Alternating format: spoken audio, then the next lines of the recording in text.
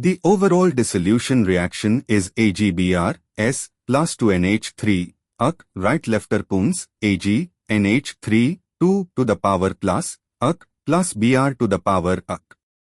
The equilibrium constant is K8 equals Ksp times Kf equals 5.0 times 10 to the power minus 13 times 10 to the power 8 equals 5.0 times 10 to the power minus 5.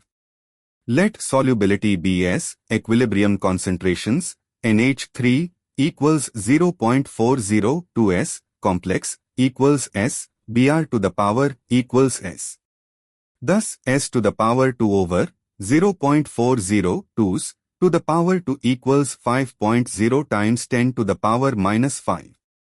Taking square root, S over 0.402 equals square root of 50 times 10 to the power minus 6 approx 7.07 times 10 to the power minus 3. Solving for S yields as approx 2.8 times 10 to the power minus 3 m.